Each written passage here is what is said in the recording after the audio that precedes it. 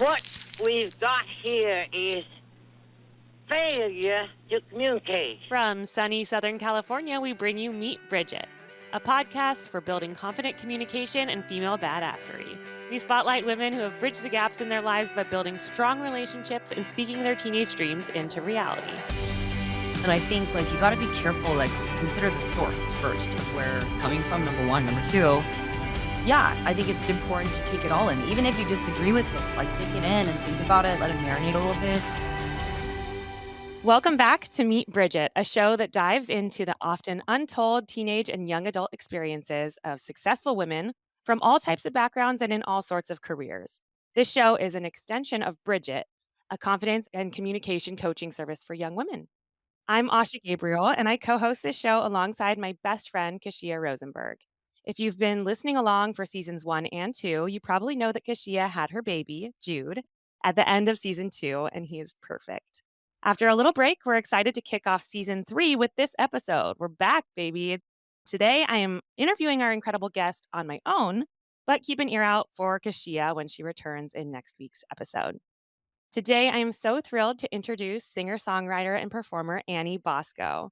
Annie's known for her bold California sound and has toured the country opening for acts such as Dierks Bentley, Blake Shelton, Martina McBride, Winona Judd, Big and Rich, Josh Turner, and more. She has shared this stage performing with Adele, Darius Rucker, Andrea Bocelli, Josh Groban, and more.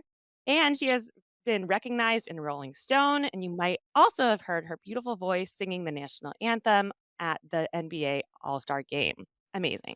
She grew up as a middle child in a family of 5 children, daughter to a third-generation farmer. At 19, she traveled cross-country to Nashville to make her dream come true. There's just so much I can't wait to get in here. That was such a mouthful because all of your incredible success. So welcome to Annie Bosko. Hi, thank you for having me. We are so excited to have you on. We've been talking with you for a little while about finding a time to get on, and I know that you are launching your album soon, so I think this timing is just perfect. Me too. It's good timing for sure.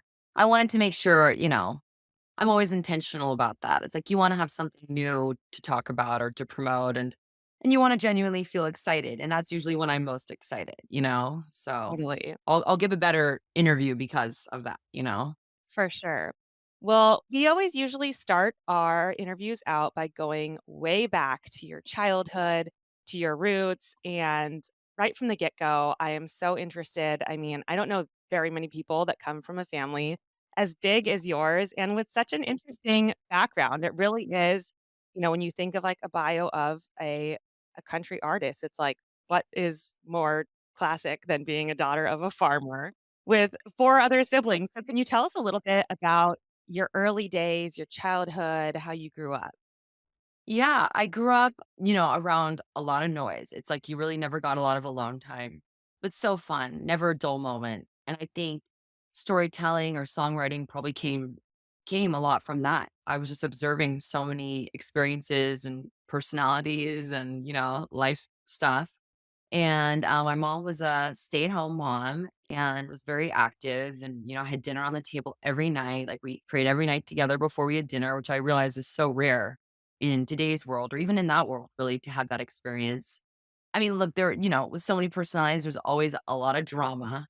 I have a gay younger brother. I have, all America older brother. I have older sister. I have younger sister. So it's I tell people I sort of have everything, every full Yeah. area of the spectrum. I got it. I grew up with it. My parents were very conservative, very Catholic. And my dad was in farming my whole life, worked really hard, worked really long hours. But that was a fun experience because I think growing up with that, I have memories of my grandpa pulling in at my school and delivering produce from the back of his truck. Amazing. Yeah, my mom would make strawberry jam from his strawberries and, give it to the teachers and they loved it. And it was a job. I didn't grow up on the farm. I grew up in, a very suburban town. But my dad, definitely worked the long hours. And I think growing up with that would definitely shaped my work ethic. And I think it also is what led me to ultimately sing country music because I grew up singing everything, but was exposed to a lot of country music because of my dad. And I think that had to do with his work. I'm sure he just has a love for country music. So, yeah, here I am. Totally. Well, I can imagine, I mean, growing up, a daughter of a farmer, it's like it's interesting because your sound has this very, like, grassroots, like, of America feel to it. That's cool. Thank you. I love that. Of course, I feel like a lot of that must come from, when your career is literally, like, tilling the earth and, like, growing something to feed people that, that kinda probably seeps into just the way that you raise your family and the way you see the Wow. world, so I feel like I should have you write my bio. I'm like, I need to write that down. I gotta write that down because that was so good. But no, I do think about that. It's like, I'll still have friends send me like pictures of Boscovich Farm cilantro that they find in Trader Joe's Yep, somewhere. And I always think about that too with music. It's like you can only really reap what you sow. And so you do think yeah, about, like food nourishes people, music nourishes people. And so like what do I want to create to nourish people? And I think about that a lot right now because it's sort of like, man, like what does the world really need? Like what do people need to yeah. hear right now, you know? That's a question that I ask myself a lot. Well, it's interesting with music too. I think about this all the time. I love music, but it's like when you put a song out there, you really like you put it out, but you don't really know where like the end listener is, where they're No. at when they're listening to your music, Yeah. how it might affect them. And when you kind of think of like the food production too, it's like you harvest it, you put your best into the season and picking it and packaging it, and then it goes off and it will take care of people and they'll use it how they will. So I just think that there's something so I mean it's like immortal with music, Yeah. especially like fruit, everything has a season, but Totally. the music you're putting out now, like, your great granddaughter could be, listening to it with her friends. They I think about that. I think about that all the time. It's so true. Yeah. And you do put a lot of weight on it because you're like, oh, I want it to succeed. And what if it doesn't? And I want enough people to hear it. But then I can also stand in my own way when I think too much about that because I think you got to just do your best and then put it out and then sort of let magic in the universe and God sort of do what it's supposed to do with it. Because oftentimes it's in ways that I never could have predicted or planned, and I just have to do the best that I can to kind of put the plan together. But then you also have to allow for like divine stuff to take place with it, you know? totally. No, I can relate to that. I mean, when we first started the podcast, it was like as a reaction to COVID shutting down these in-person workshops that we were doing. So we're like, okay, either we stop or like we find another way of reaching our audience. And then it's kind of blossomed into this thing that we never even thought would, be an even bigger audience than we ever had before. It was because of what we thought was like a terrible obstacle. But a lot of the times when we first started, we're like, okay, we should over edit this, take that out, do this, do that. And at a certain point, we're like, "All right, these are our voices. They stumble, they mumble, they break up, and, like, that's real, and that's actually what people want to hear." So, it takes a lot of bravery, I think, to make a career out of that kind of, really faith in what you're putting out and how it will be perceived. So, back to your, like, childhood. So, it sounds like you were sandwiched right in the middle, like, in this little symmetrical family situation. Can you talk a little bit about the early, early days and maybe break out, like, what ages your siblings are or the age differences? Yeah, my older brother is, let's see, he is 5 years older than me. My older sister's 3 years older than me. My little brother is a year and 3 months younger than me. And then my little sister is 5 years younger than me. So kind Okay. of, yeah, my parents sort of knocked it all out in I guess like almost a 10-year span, right? Yeah. Unbelievable. I Yes. cannot imagine having 5 kids. I'm sitting here Uh, like, "Oh my gosh, 2." I can't even imagine having one. I'm like, oh my God. I hope yeah, Unreal. So you guys didn't grow up on the farm, no. but were you nearby? Where was, like, the farm? Yeah, we were nearby and it was fun. We had a little corn stand where they sold produce and we would help out in the summer times and like, husk corn and sell it and an arena and we had 5 quarter horses because my uncle was more into the rodeo world, not my dad so much. But it was fun to grow up around horses, to get to ride horses and go trail riding and to grow up with that, in Southern California, which I think probably happens more than people think, but I feel like I grew up a total tomboy, like, I was always outside, whether it was horseback riding, riding horses, riding bikes, climbing trees. Like I was ultimate surfing. Like I was ultimate tomboy girl. I love it. Yeah. Well, it's fun because I feel like when people think like country music or kind of like a ranch life experience, they think of like middle America, they think Yeah. of Texas and Montana and that kind of thing, Totally. which is amazing. But there's definitely that element in California, and you kind of bring this like sort of like surf hippie meets, Yeah. Totally. country ranch girl vibe to the industry, which, I think is unique and, For sure. is obviously people are paying attention to. When you were a child, like, how did you see yourself as, like, different from your siblings? How was kinda your family dynamic at home? Yeah, I just became really fiercely independent, which I think is normal for middle children. And I started like working at a young age, odd jobs at like restaurants or things. Like, my first job was I would sing happy birthday to people at Macaroni Grill and in Italian when I was like 15. And I learned that like if I learned how to sing it. And it's funny, I still to this day will whip it out and people are like, "How do you know how to sing happy birthday in Italian?" I'm like, it was my first job.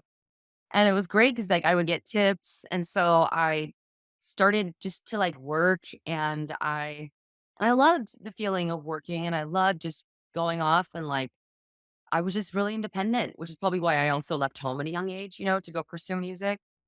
Ultimately felt like Nashville was the right place for me. It's funny also when you get us all together, even though I'm the entertainer, I'm the, like, most quiet usually, like, everyone Yeah. overpowers me. So I think it's shocking because people see me on stage and they're like, "Oh, wow, she's doing this," but really, I'm, like, the quiet one, and, like, they all talk over me, which is fine, I don't care. I enjoy it because I don't need to be, like, the center of attention. I don't even like being the center of attention, honestly, in, like, social settings. So for me, it's more because I think I get to have that moment when I'm on the stage. Like, that's when I get to, do my thing and it's fun. So when I'm not doing that, I'm totally fine, like, you know, not having to be like the, "Hey." So I was sort of, I Yeah. guess, like, the more quiet and shy one until I started performing, and that's sort of where I naturally got attention because of what I did, and I started doing, like, theater productions and singing in church and singing at football games, singing really honestly anywhere anyone told me to, I would just pop up and, like, sing, and that's sort of how I started to gain attention.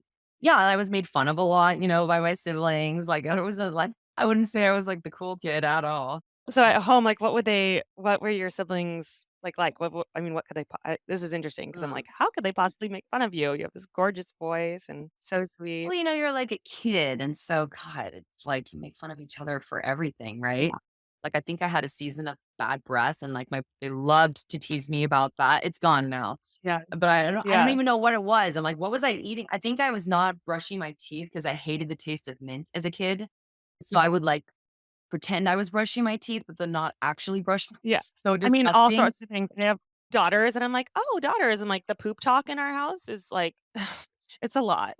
Like, there's all sorts of things that little kids go You through talk and about poop think. a lot, yeah. No, and the funny thing is now I'm like a dental hygiene freak. I, like, brush 3 times a day. I blot like, now I'm like the opposite.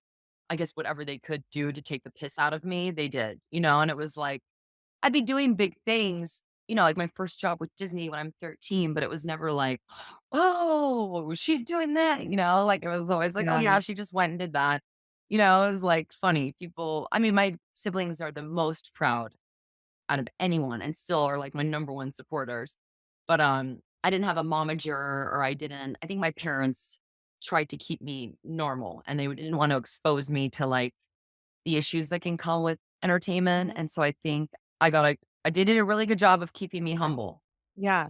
That's what I was about to say. I mean, I grew up as a middle child also, Wow. and it's funny, like, when I tell my friends and stuff that when I was a kid, I was, like, cripplingly shy Yeah. and, like, felt like I wasn't really heard in my family. Like, we'd sit at the Mhm. dinner table, I'm like, "I can't get a word in." Yeah. I'm like, would try every once in a while because 'cause I'm like, "You guys are talking and I just wanna say something," you Oh, know? still.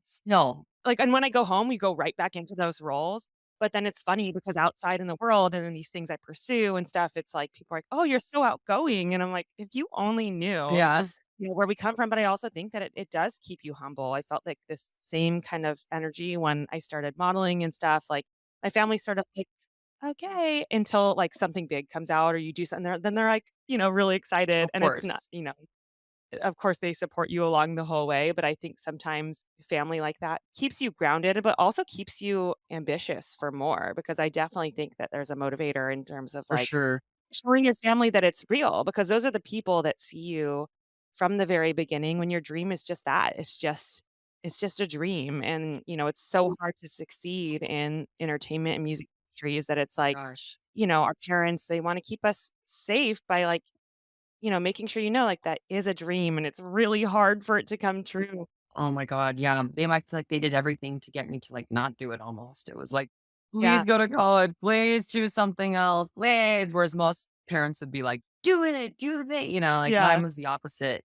But I know it was just, like, protection because it was fear of all the negative things that can come along with it, which there are, there are. yeah. But ultimately, I think they saw, like, "Oh, this is like her. This is who she is. This is what she's destined to do." And she's working at it, she's not just like sitting around like pretending to be Waiting for it to happen to her or exactly. something, yeah. They saw that I was really going for it and I was working hard.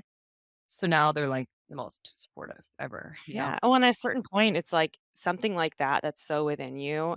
It's like the longer you try to just deny it or force yourself into something that isn't really like who you are at your core, then Yeah, it's like that's where some of the more destructive stuff can come in because it's, totally. these fighting desires really. Do you remember like first time you sang or realized that you loved to sing? Yeah. There's a couple like moments that I have that are so vivid in my memory. Like I remember like driving with my dad. I think, on weekends, sometimes he would go just like drive through the fields to look at them and to like, or go, stop at a market to like go to the produce aisle or whatever. I remember driving with him somewhere and hearing Crazy by Patsy Cline for the first time. And he was like, "This is the best singer. You need to learn from her." It's like, that was a moment where I was like, oh, and I just remember like this voice grabbing me, through the speaker. It was like, just grabbed my soul.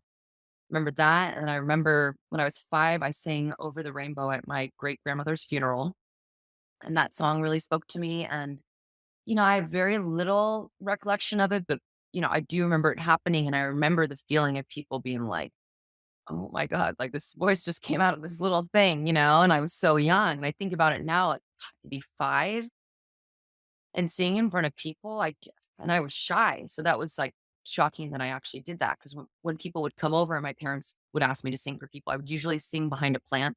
They joked I was like a Mhm. singing plant. I was like, "Oh," behind a plant, or it was under a table because I was so nervous. I was like I couldn't have people look at me, and I would just sing.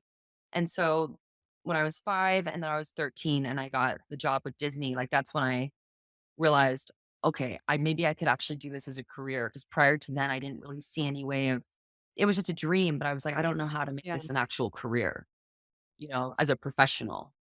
And so I think that was a moment where I was like, okay, maybe I could be a professional at this. And there were a bunch of other things that happened along the way.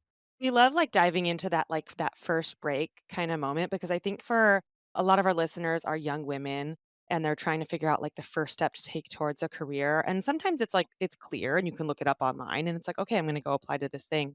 But Yeah, I think, honestly, for most of the women that we interview, it's a sense of passion and desire and wanting something, and then chance or an opportunity just kinda, like, it becomes apparent to them at some right. point, and they take the first opportunity they can get and do the most they can with it. So, can you tell us a little bit about how that, like, Disney opportunity became an opportunity, Yeah. and how you responded to it?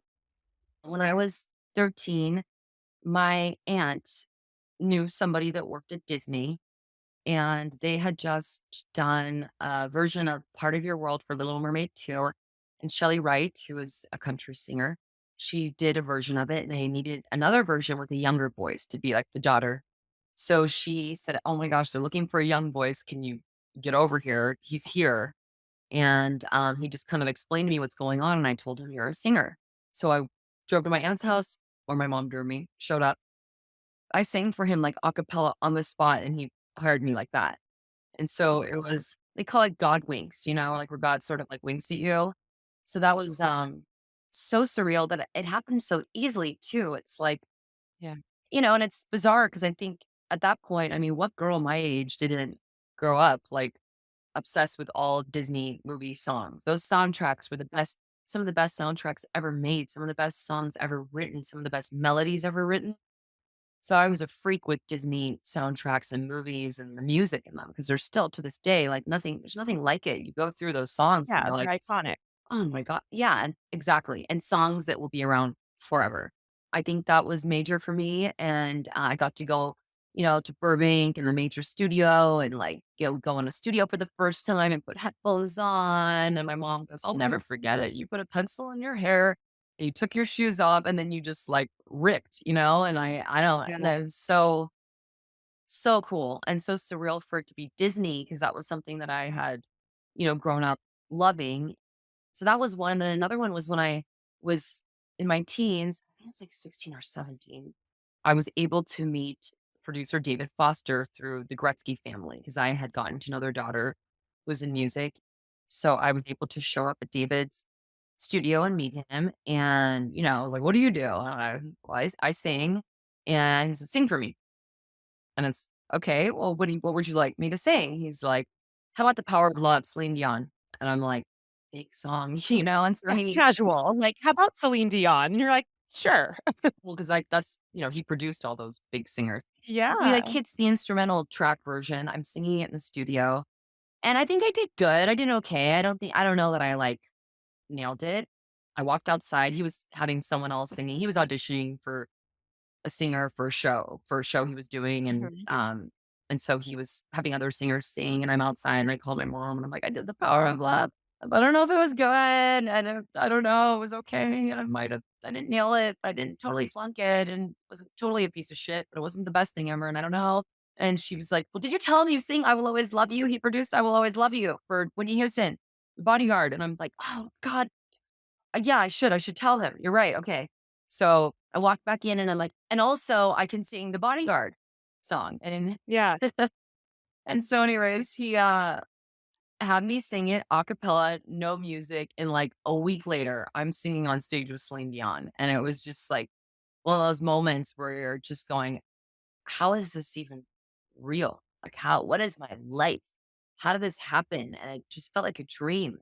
And I have small little glimpses of it, but I think that was also so defining because it was also, being around the greats and legends and learning from them and just how they work, their work ethic, how they carry themselves. And meeting Celine Dion was so huge. I just grew up idolizing her and seeing what an amazing person she was, and how she greeted every security guard she walked past, how she treated Mhm. everyone, like little people. And I just think that's who she is. It's not even really Yeah. calculated. That's just who she is. She grew up one of 12 kids, and very humble beginnings. And Renee was amazing. He brought my mom out into the audience to watch me sing center audias. And so that was such a great experience because it was like, okay, here's the best in the world who happens to also be the nicest in the world. Like I'm in the Yeah. dressing room and she's like, hold my baby. And I'm holding her baby. And, that's just who she is. Just so unpretentious, so unpretentious. Not even an ounce of diva attitude, yet the biggest diva singer in the world. And so that was so inspiring. And also, okay, like maybe I really can do this. And God is sending me these opportunities to show me something. Well, and what I'm hearing too is that, like, when you get these opportunities, if you were to respond like, "Oh, I'm not ready," or like, "Can I get back to you in like, a few days and prepare something," or like just doubted yourself in any capacity, when you have those opportunities, like they'll just pass. But it seems like for both of those settings, for the Little Mermaid thing, where you're like, okay, let's just go. Like, I'll go over there and just sing right in front of him.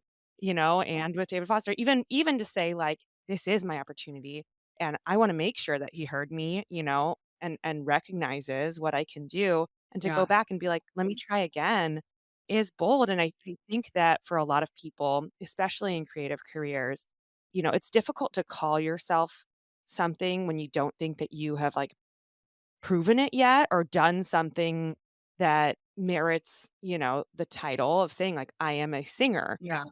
or whatever it might be. I'm an actor, I'm a podcaster, I'm something. And it's funny because I think especially for people who come from humble backgrounds or big families or, are just humble people, it's Mhm. like you never quite feel like you have all the credentials to, Yeah, it's like you made it. You probably and it's interesting because I've met some very successful creatives that are like, they don't believe that they've made it, even though, like, all the successes have, like, racked up. They're like, right. "There's still so much to Yeah. do."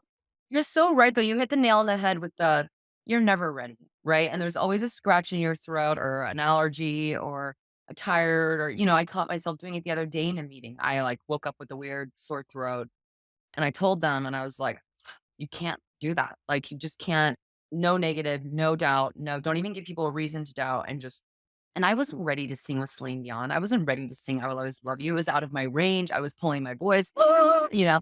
But the truth is, like, you're never ready. And you'll never have all. And even when you think you've made it, and you do make it, or you do have those moments, you're still not gonna feel like you're ever, like you've ever really made it. Right. And I think you Right. talk to the biggest artists in the world and they still feel that way, and they're still like second guessing or, is anyone going to come to the show? And you're like, you just sold out 3 nights at the forum. Like, what are you talking about? And they're like, I'm just worried no one's going to come to the show. And you're like, okay. So I learned like, man, this stuff never goes away. And you just got to like move forward in the face of fear. And the people that do over and over and over again, I think end up winning. Yeah. And I think that's probably part of the thrill of it too, when you think about, like, what draws you to a career like this is that, like, limitless potential that there is always another stage to step on, another audience to reach. You won't hit a point where you're like, "I've made it and I'm done," Yeah, that it's like, then what would you do? Would be totally. boring.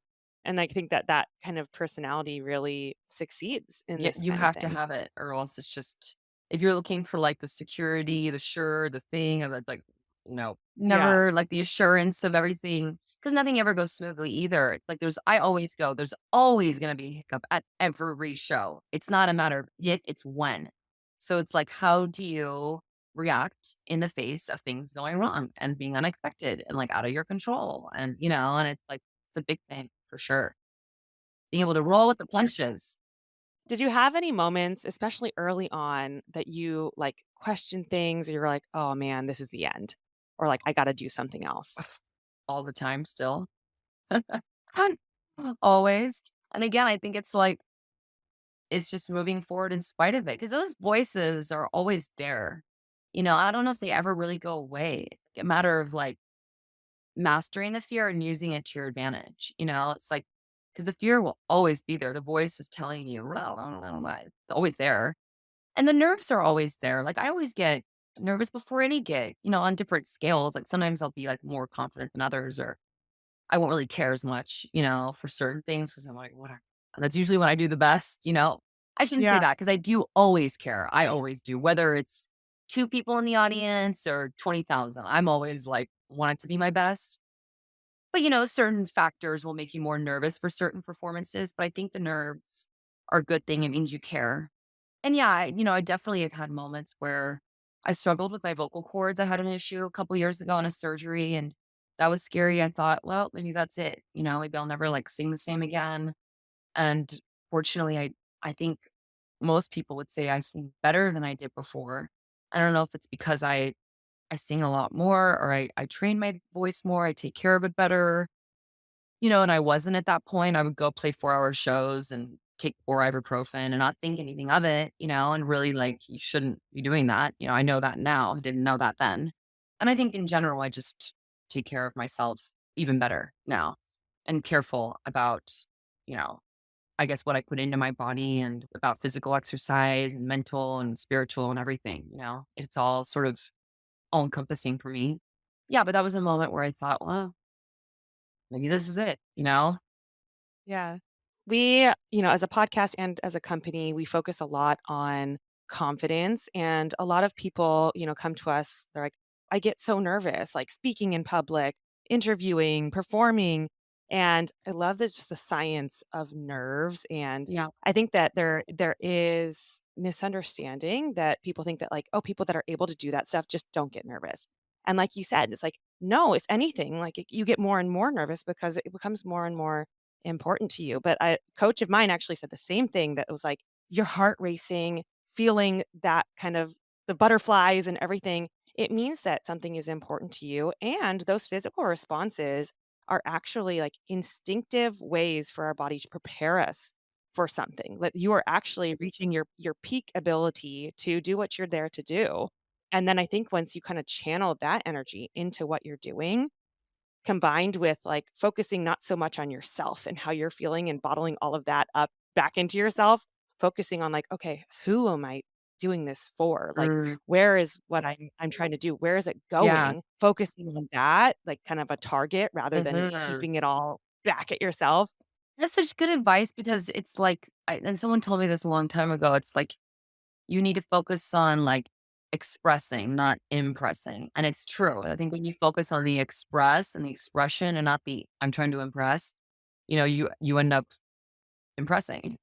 you know? So good. I'm literally gonna write that down. I think it's the theme of our episode. But I think that, yeah, expressing rather than impressing is so powerful. When you just said it too, you're the one that said it really. I'm like, that's so true. You're focusing too much on yourself and not what you're there to Yes. deliver. And I think it's especially hard, a lot of our audience is young women. And, the reality, I mean, for young and old women and men, right now, it's like we're in this stage of culture where everyone has profiles and putting out content, and it's all about like put it out there. And I think it's powerful because it's a way of reaching a lot of people. And if what you're creating and stuff is really with the intention of like getting to people with value or whatever you're putting out there, then it does usually get like taken really well. But it can also lead to like, oh, but like what should the self-editing process is that like impressing energy rather than expressing, where it's like, okay, is this good enough? Like, should I do what this person's doing? What are people going to think about this? It can be really just intimidating and damaging too. Yeah, no, and my biggest issue is probably just caring too much what people think, And it's like Mm, the curse of death as an artist, really, because oh my God, when you open yourself up to the opinion committee, especially with like industry people, oh, mhm. it's gonna be, you gotta, it's just like it's endless. And it's good to take it all in, but also like you gotta realize these people are wrong a lot too. And I've had like big producers or writers or executives say, oh my God, I passed on this. Oh, I told them not to record this song. It was the biggest song of their career. So I think like you need to also remember it's all still kind of a guessing game. And at the end of the day, like take it with a grain of salt, but also don't go against your gut. If your gut's telling you something, it's like you got to really tune in and listen to that. Don't underestimate the power of the gut instinct because it's there for a reason. Such a good point. I'm interested, I'm sure as a performer, you have received critique or feedback, at certain points in your career. How have you managed that? Has there been feedback that you have had to incorporate? And has there been other feedback where you're like, I know that's wrong?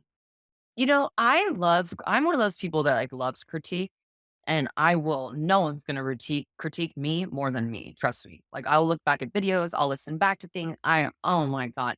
Before anyone gives me any critiques, like I'm like, I've already picked the whole thing apart. Don't worry. Like I already know where I could have done better. When people are like, you killed it. I'm like, no, no, no, no, no. Verse two, I did the, like, like I'm always my harshest critic for sure. But yeah, I think it's good if you feel like the people are genuinely there to help you, and they are people who you respect, who are also in the arena, the Brene Brown thing. It's like, I don't want your opinion if you're not in the arena getting your ass kicked, if you're not someone who has gone out and made stuff happen. And I think like you got to be careful, like consider the source first of where it's coming from. Number one. Number two, yeah, I think it's important to take it all in, even if you disagree with it, like take it in and think about it, let it marinate a little bit. But then ultimately, you have to like go with your gut and go, no, I think this was good or this was wrong. And I think like ultimately for me, the audience is going to be the decision makers of it, at the end of the day. So it's like we can only all guess so much. But at the end of the day, I think I am, I guess, fortunate in the sense that like I do work in a business where you have an audience that will ultimately make those decisions for you, like with songs. If I have 5 people at the end of a show tell me, "Oh, this song, wow, oh my God, moved me," then okay, there's my answer. Sometimes the answers come to me through people, and I really appreciate the feedback from those Yeah. people because I know there's no ulterior motives. Like, they have no ulterior motives. They're just people that are there to enjoy music, that love country music or you know what I mean? So I think that that's always very telling. Totally. I love your advice to consider the source. I mean, I think that using that to kind of filter some of those opinions, it's Mhm. like such good advice because I think that with social media and everything, like the arena can sometimes seem bigger than it actually is when you're Mhm. like, okay, I am a singer-songwriter, I'm a recorder, like I'm going to take feedback from people who have done this Yeah. before, people who I can trust and know want me to Yeah. succeed. Like that's valuable feedback. Some troll on Instagram that doesn't even have like a profile on their handle or whatever, like telling me I'm ugly or this or that. It's irrelevant, and like that can you can kind of toss it out because it's like the source, isn't valid. And I think if you take the feedback from everybody, then you end up being kind of nobody, you're going to go in every different direction if you take feedback from. So true. Oh my god, if you end up taking feedback from everybody, you're gonna be a nobody, and that's the truth because you look at anyone like Freddie Mercury, Bohemian Rhapsody, that's like an 8-minute rock opera. Are you kidding me? They were like, "You can't put this out," and then, like, look what happened. So I think, like, God, that is so true, and not everyone's gonna get you or love what you do, and that's okay, you know? Ugh, so good. And if Yes. you're doing something that everybody loves and gets, like, you're probably not even really doing anything, honestly. Yeah, it's like, oh, it's okay to reach like a small group very deeply rather than trying to like cater to like a huge audience. And it's interesting because it's like I feel like with music particularly, like people that, I've had friends that are like, "Oh, I don't like country or I don't like this." But then there's always like one artist that they're like, "But Yeah, actually, like maybe I do because of this song, and this thing." And like you can sometimes reach people in niches that you didn't even know you could reach, but totally. it's like because you stayed in your lane and you did what you were doing and followed the people that like, you look up to. Yeah. Do you have any like idols either like idols that, are far away or in history or people who are, in your circle that you really look up to and trust for career guidance? Oh gosh, yeah, as far as idols go, I mean, at a young age, I fell in love with Shania Twain, in love, Mhm, obsessed. Celine Dion, in love. Sheryl Crow, like, as a songwriter, really mhm. inspired me to play guitar and to, like, become a real songwriter, I was like, "She's a real songwriter, a real musician," and so that was important. As far as people that I trust, I have certain, like, musician collaborators, confidants, friends that have known me for a really long time that I trust because 'cause I'm like, I know there's no ulterior motives with them, I know it's, like, it's pure. There's nothing that they're trying to gain or get from it, and I like their musical taste. I think they have a really good musical taste, so I'll trust them on that, It's like if someone doesn't really share the same musical taste as me, then we're probably not gonna get each other, and that's okay. Again, not everyone's gonna get you. I think it's so important to find the thing that is you, and I'm still finding it every day, that's the hardest part. We're always talking about like the importance of mentors and people to kind of guide you. I've found that when someone tells you, like, I see myself in you, it's usually a really good indicator that that person wants to serve you for pure interests. That it's like they have been where you are. And I think that's a really powerful motivator for someone who is a mentor. And it's honestly, it's what everything we do with Bridget is that it's like, I've been, a high schooler, a young adult that like, is fighting off a lot, and struggling, and I want to create something that, like, that girl that where I was, would have benefited from, and I think that that's a powerful motivator for a mentor, and I saw I think it was kind of recent, you were on stage, I think at an event that Amy Grant was putting on, and I'm obsessed with Amy Grant. I we have this, like Aw. I think it's from, like, 1998, but Oh there's my a gosh. Christmas laser disc of her Yeah, and Vince Gill when they were, like, first, we're like, together. finding each other on this, like, Christmas I think it's at the Grand Ole Opry, and we literally put the laser disc on, and we watch it and listen to, like, all the, country Christmas songs while we're decorating our tree at home, my family does. I And so love I that. I love her, and I have that, like, young, vision of her always in my mind with her curly hair and her beautiful voice, and when I saw that video you posted of you and her on stage, I was like, "Oh my god, Yanni is like young Amy Grant." And I can only imagine, that someone like that must look at you and see, like, your potential and your Oh my god, heart and that would, like, everything, made and me cry thinking about that because like, Ugh. No, I mean, look, when people that I've worked with have said, like, "You remind me of, like, Sheryl Crow," or "You remind me of Amy Grant." I'm like, first of all, can we talk about Amy Grant not even being a real person? Because, I mean, she radiates just pure love, acceptance of everyone, of all backgrounds. Like, no judgment. Come as you are. This door is open for everyone. There's a seat at this table for everybody. And gives so much of herself to help people. And I just went into her in the airport like a couple weeks ago, and I was, kind of going through like a stressful thing, and I was nervous. And I'm like, there she is, the angel herself. And just talking to her, you just feel like, and she's so grounded. And she's gone through her stuff, no doubt. Oh my gosh, her faith is so strong that like when you talk to her, you just feel at peace, you know? And you feel like love, just pure love. And I really can't think of a better way to serve God, honestly, because it's like we get so bogged down with rules and things and this and that. And well, I'm right, and you're wrong, and pointing the finger and drawing lines. And here's a woman that just draws no lines and loves everyone and loves God. And so I think for her to invite me, to sing at that event, and like we've become friends since, and she's sent me positive messages and positive feedback and encouragement. You just like hear someone that's mastered her craft as a songwriter, as a singer, as a communicator. Like she just knows really how to like reach into the human soul, whether you're talking to her like this or like through music, just like master communicator of like will reach into your soul and like get you. It's weird too, because when you say that, I'm like, "Oh my gosh, that's something that, like, I almost didn't post," or I'm going through trying to post on TikTok every day to be like a TikToker and grow all that, and so I'm, like, trying to post things. But the beauty of it is I'm posting things that I go back and look at and go like, "That was, like, over a year ago."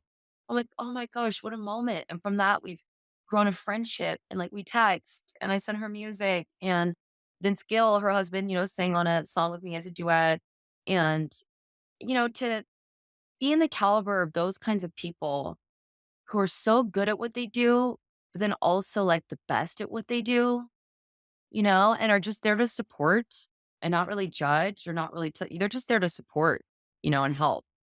And I recognize like, I don't know that they do it with everyone. So maybe I'm just one of the lucky people that was able to be in their aura at the right time. But, with Vince, like, he really sort of stepped into my world at a time when he doesn't even know it, but just so defeated. Like, I'd left Nashville and I'm like, "I'm done. I can't do this." Like, my heart's broken. I have, like, no voice.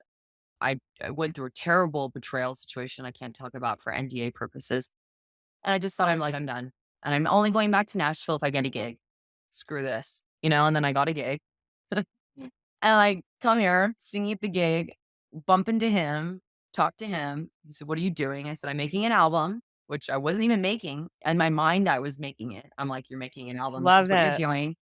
And he wrote down his name and number and he's like, I want to sing and play on it. And it was like, okay, well, now you have to go make the album because now he's Yes. singing and playing on it. So like, you better get your shit together. There's another one of like the God wink moments where you're like, okay, like this is what I'm supposed to do. And I think that's a good point that you make because you can get so caught up in what's hot at the moment. What's in right now? Oh, well, this is in. So you got to do this and this look is in and you got to act like this and you got to be. No, it's like, who do you want to be like? And don't forget that. Don't forget those people and be like, that is what I want to be like. And just that is the level of human, of talent that I want to emulate and really, really like hold on to it because you will lose the vision if you don't. And so I have like vision boards and things and playlists, and I try to just kind of tune out the other noise sometimes because it really like, it's just not going to help you be you.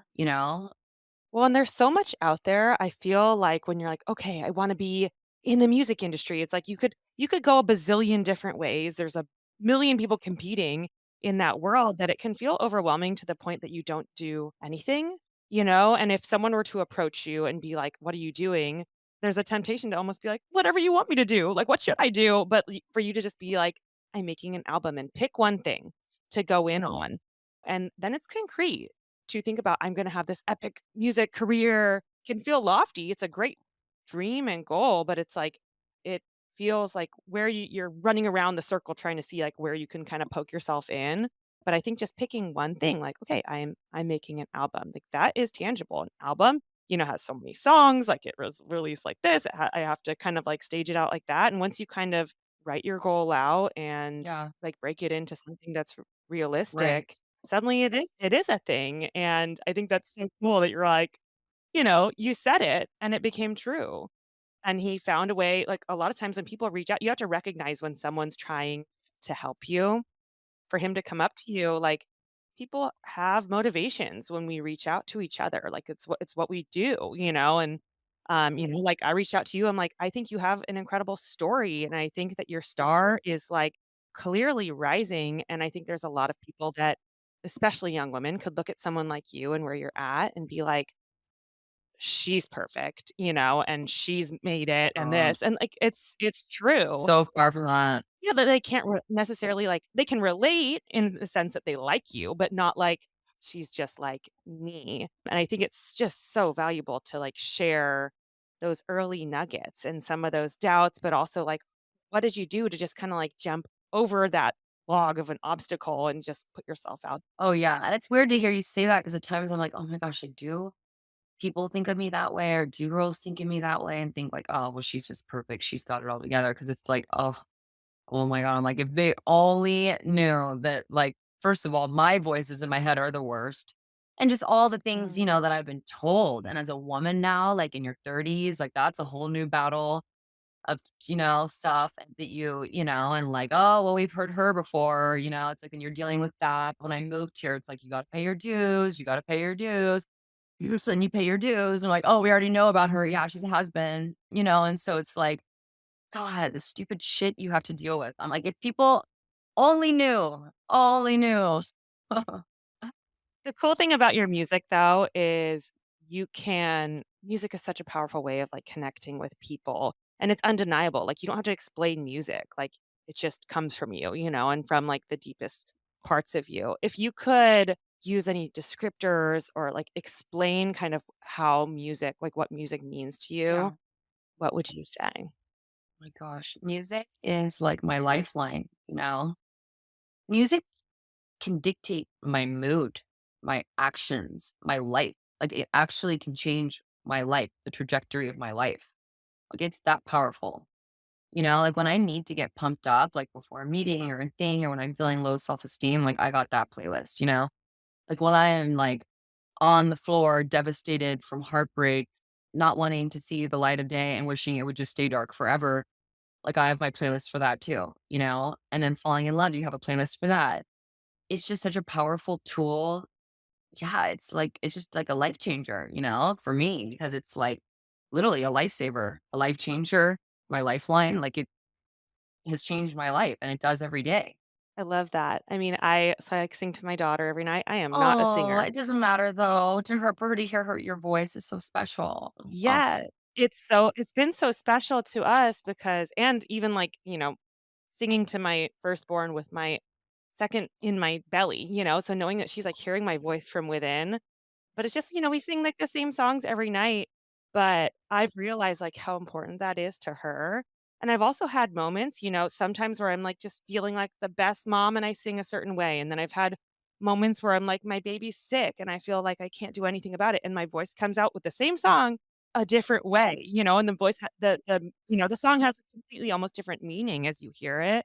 I just think that it's just such a powerful, like, emotional tool that everybody connects to in some yeah. way. Yeah, whether you can sing or not, like, that's not the point. It's like your voice that you're using to and some of my favorite artists are not the best singers, by the way, at all, but you feel like what they're communicating, and so that's really Yeah, they're able to tap into that, like, yeah, emotion. and at the end of the day, that's what it's supposed to do is evoke an emotion. Is it evoke an emotion or not, right? Like, that's the most important thing. You mentioned a little earlier about some things that you've developed to, like, better take care of yourself, your voice, physical body. Can you walk us through any of, like, those practices or routines or kind of even things like you do right before you perform? Yeah, I've always been a health freak, total health nut, always, but I think as I've gotten older, I'm even, like, more meticulous about it and more rigid about it just because As a singer, like, you can't really get sick. You're screwed. I just sang in Madison Square Garden a couple months ago, and I got sick.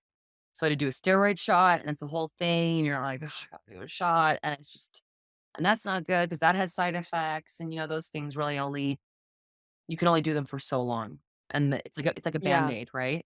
I'm really really careful about how I take care of myself because being youthful, having good energy, taking care of my voice. This is, as a singer, you're not a guitar player who can go out and party and drink and like show up the next day and kill it. Like as a singer, you're like that will affect you. You've been out talking, drinking, not getting sleep, like it affects you. So I think I'm pretty rigid about that just because it sort of ups my whole performance when I am on it.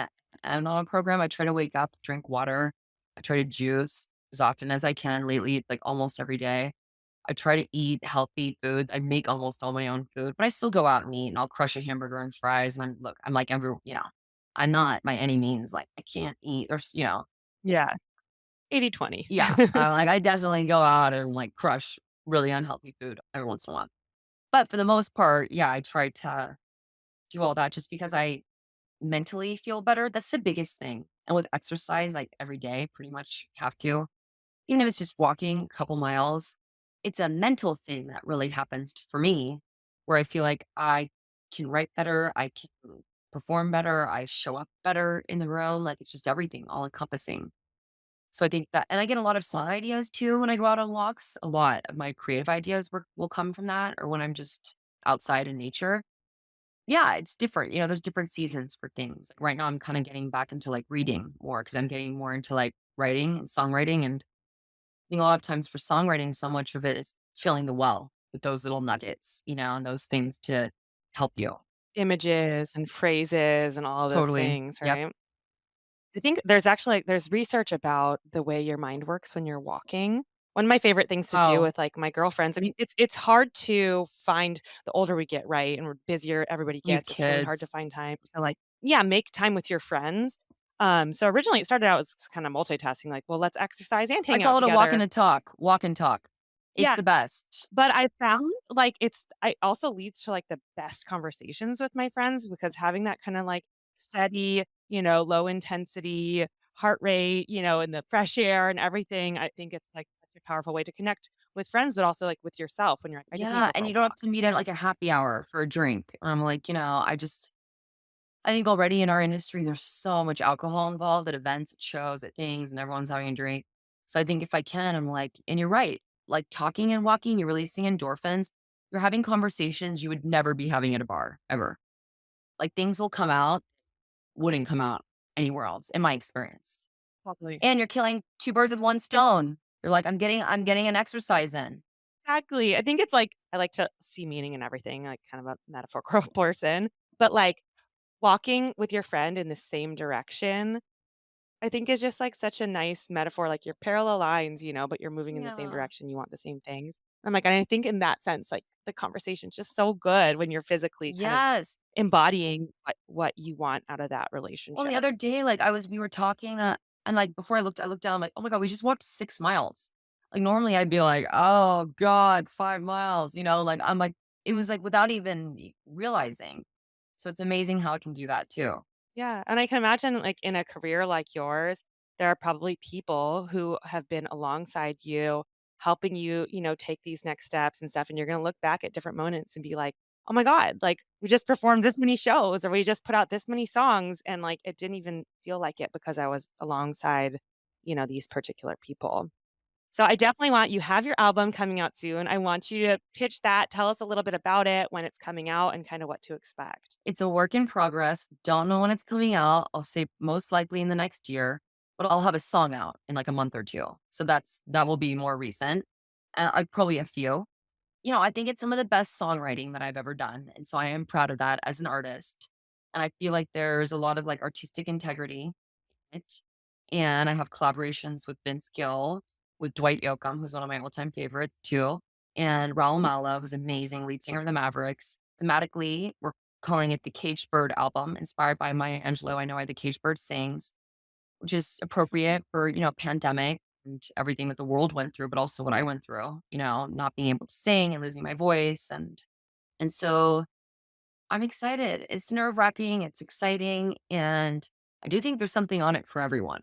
So, I love yeah. that. Okay, well, we usually close out with kind of like a fast 5 little questions, Well, okay. and you just say what kind of first comes to mind. For number 1, what is the best piece of advice that you've ever received? Don't care so much about what other people think because they're just thinking about themselves. Oh, so true. I think that, like, that's so true. So many people, it's like, "Oh, still thinking this thing about me." It's like, "No, like, we walk around as most other people, like, they're thinking Yeah, they're about not even themselves, thinking like, about they're not you. thinking." But in my mind, I'm like, they're totally thinking about they're not, you know? Amen. Number 2, what's your favorite way to unplug? Yoga. I think it's the no Amen. phone thing and, surfing too when I can, which is rare. But it's Mhm. when I'm not with my phone. It's like being disconnected to my phone, honestly. Because look, the phone is, oh my God, it's like amazing. It's such a blessing. We can do everything from this thing, post, email, everything. But it's also such a distraction that I think it cripples a lot of other things. So I just have to have moments where when I go to sleep, I try not to have it near my bed, which I know is probably hard when one day when you have kids and stuff. But yeah, I'd say yoga, surf, probably. Yeah, things that bring you back into the present, for sure. Yes. Number 3, what do you see as your most essential habit for a successful day? Probably doing something every day that scares me, that's growing me. Cause you can check off to-do lists and okay, great, plenty of those days. And like the days where I really I'm like, man, that took balls and like you did it, you know? For number 4, do you have a favorite, like, lyric from a song or something that really moved you? Mm, Or a song in general? really good question. Oh my God, I've never ever been asked that. And there are so many songs. Whisper words of wisdom, let it be. Oh, so Yeah. good. Nailed it. And number 5, you said you cook most of your meals. Uh, What is your favorite ah, meal to cook? I'm like a bowl master. I love the bowls. Me too. I'll throw in like sweet potato, rice, meat, vegetable things, and I just like whip together bowls. I live for the bowl life, and I have like all my little sriracha sauces and things that I'll like put with it.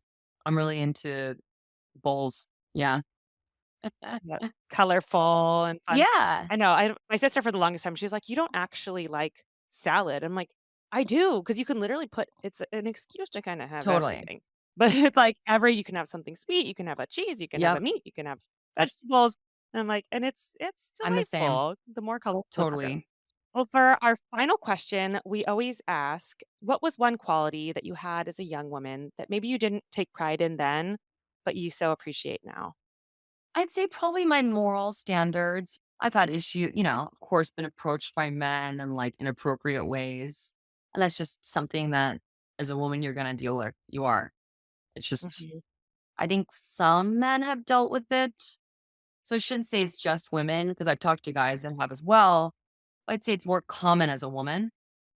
And so I think never really bending my moral standards and like sticking to my guns and like knowing like, yeah, I have a backbone and like I will stand up for what I believe in. And if I'm gonna go down, I wanna die on my own sword.